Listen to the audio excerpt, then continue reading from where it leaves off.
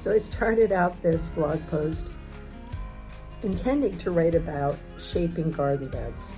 And I, as usual, fell down a really interesting rabbit hole that I thought maybe we should explore first, because before you start shaping beds, one of the things to consider is, like, what are you really after in your yard? And we handled that in our first episode of this series when I asked those 5 big questions.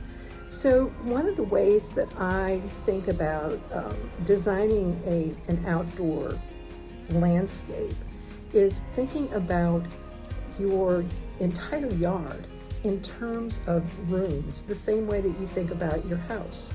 And so you have different areas of your yard that have different purposes. They function differently.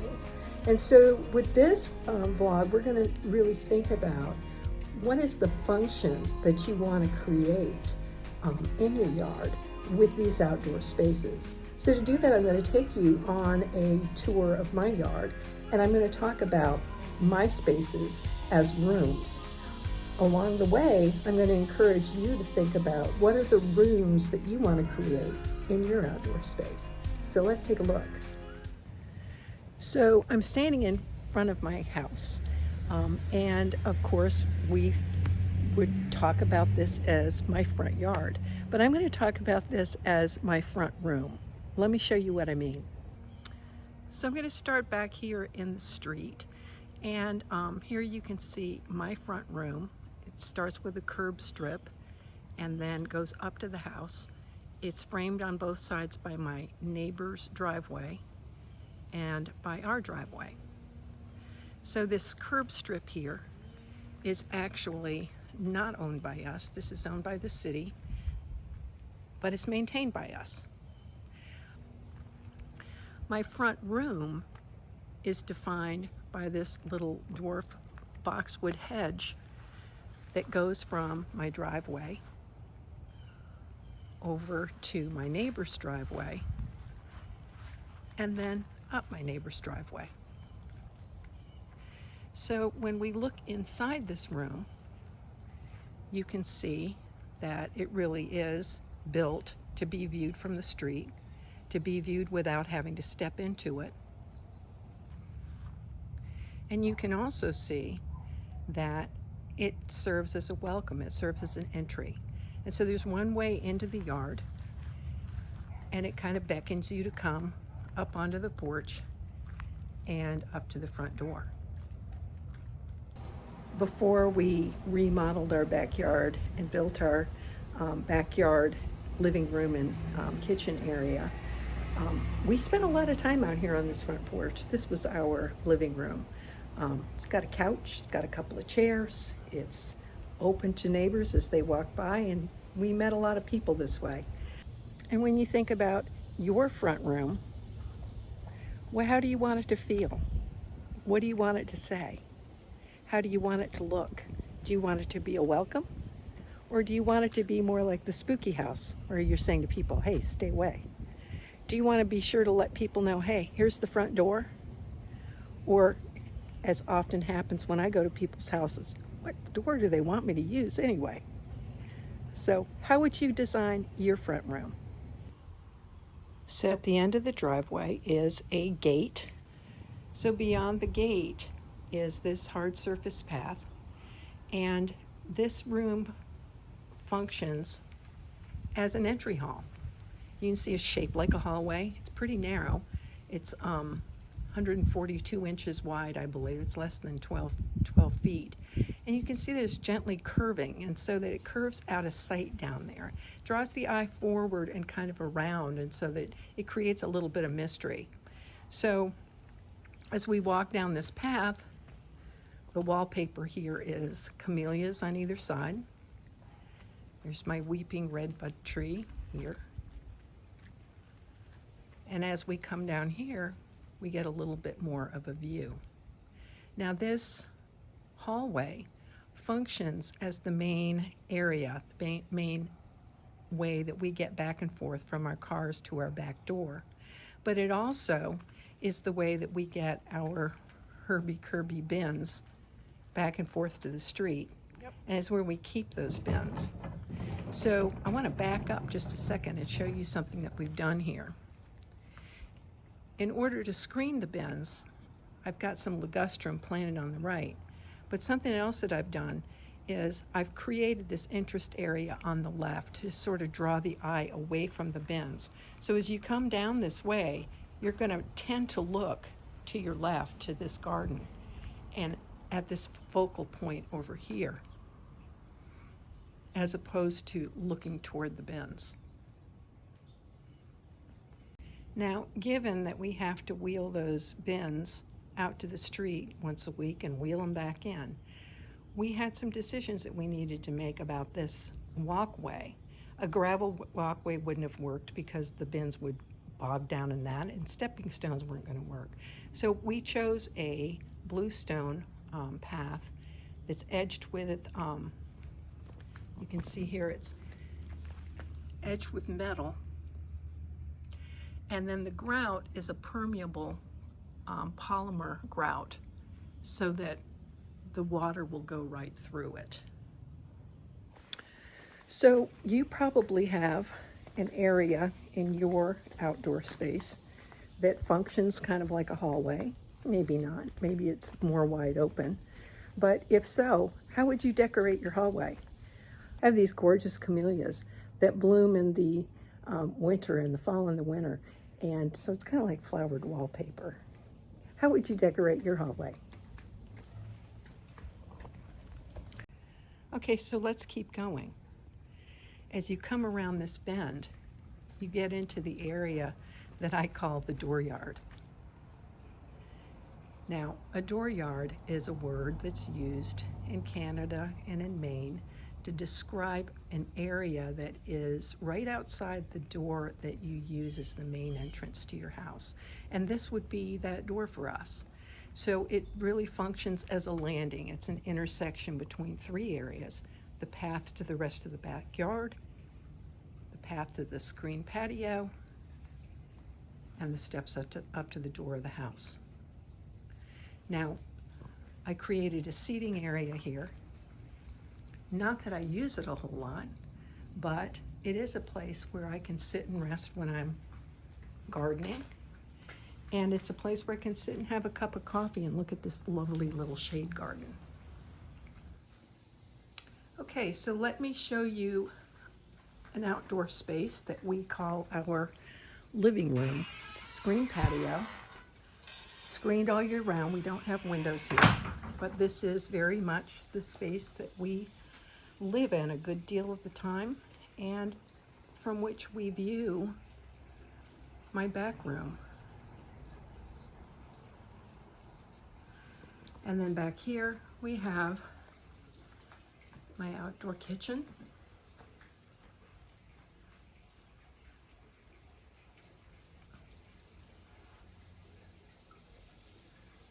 So this is very much an outdoor space, which is what we wanted. There are times in the winter that I wish I had windows, but hey, we can use this most of the year here in South Carolina. So if you were going to create an outdoor living area, what would it be like and where would it be? How would you define the space? We defined ours with walls. How would you define yours? When you leave this landing area, the area I'm calling our dooryard, the path takes you this way toward what I think about as my refuge. This is my backyard.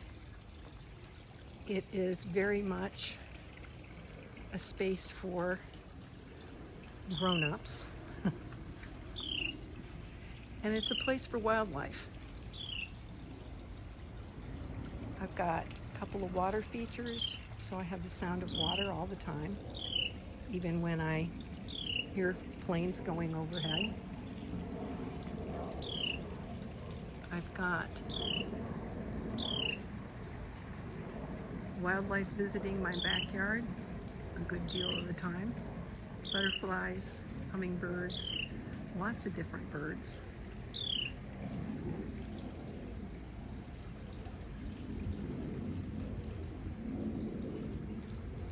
So I think that creating a backyard space is a really personal thing. When I think about this room, I think about it being sort of a respite, a refuge, a place for us to get away from it all. It's quiet, it's peaceful, it's a place to watch birds and butterflies and lizards and mess around in the garden. But this might not fit your lifestyle. So when you think about your backyard, maybe it needs to be a playroom, or maybe it needs to be a game room. Or maybe you want a place where you can play cornhole or play croquet or just gather with friends. So just think about what kind of room do you want to create in your backyard. I think another thing that's important to think about is that in small spaces like this space is confined and defined by the buildings and by the fence around it. Out in the country, if you live out in the country, it's not like that. You may have to define your space with plantings or with a berm or by building a fence if you want to create some sense of it being a room. So how would you do it? As we leave my refuge and head on down this path, it takes us down here to another landing area, and that is where at the intersection of the door to our office and this shade garden back here, which includes a bench to sit on and a bird bath, which sees a lot of use. As you round the corner and come back here, you come to the area that I call the way back. This is our service area, if you will. It's the area where we have our charcoal grill, where we have a raised bed planter. Inside that planter, I have a worm bed, a couple of tables to work at, keep my wheelbarrow back here. My garden shed is back here. And back in this area, more places to keep the stuff that I use for gardening, including a composter, some bins, a place to keep my shelf to keep my pots on that aren't being used. And this, one of my favorite features, is my outdoor sink. And I'll do a post on how I built that. But it's real handy to have a sink out here to wash up. And I have a hose winder. So this is the way back. And again, you can see that it's defined by the buildings and the fence around it. Now, one of the things I want to point out is the floor here. We have a cement floor and gravel around it. So it's very, very, very easy to clean. It's easy when, we're back here doing work. There's the super highway for squirrels up there. Around the corner is another hallway. This is my back hallway. And it is a gravel path that goes down behind the main garden. It's a place where I can access this fountain in order to fill it. And kind of a cool view of the yard.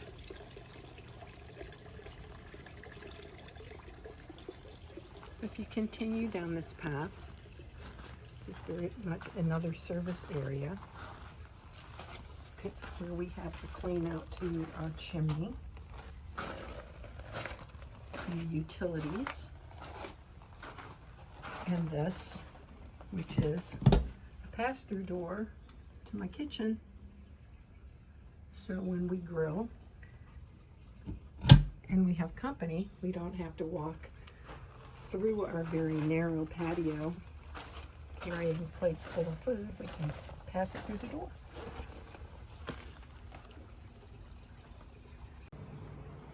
So one of the things that I said in the first blog post on garden design was that it's important to work with the space that you have, not to fight with your site, and not to fight with your plants. So it's really, really important as you're thinking through the rooms that you want to develop in your space. What is it that your site provides for you in terms of what does it suggest? It's really easy to see an area like this as a hallway. But it might surprise you that I always saw this space as a kitchen, even when it looked like this. What does your site offer? And what are the spaces that you want to create? And how are you going to create them? And then do as I have encouraged so many of my friends and family to do as they're developing their rooms. Do things one room at a time. Just like you wouldn't redecorate your entire house at the same time, unless you're a really wealthy person and you can afford to hire somebody to do that. Most of us redecorate one room at a time. And I kind of recommend that you think about one room at a time and work on one room at a time when you're designing your outdoor space. So dream a little. What is it that you want to create? How do you want to spend your time outdoors? One of the reasons that we have this, screened patio is because my husband's a mosquito magnet. And we have a lot of mosquitoes, and we aren't willing to use pesticides in order to kill mosquitoes because it kills all the beneficials as well, including bees and butterflies. So instead we built a screen house, and so that we can spend time outside and be away from the bugs. By the same token, our office space is designed and so that we have the ability to feel as though we're outside when we're inside working. So think about your lifestyle and think about the ways that you want to spend your time and how you want to be in your outdoor spaces, and then design those one room at a time.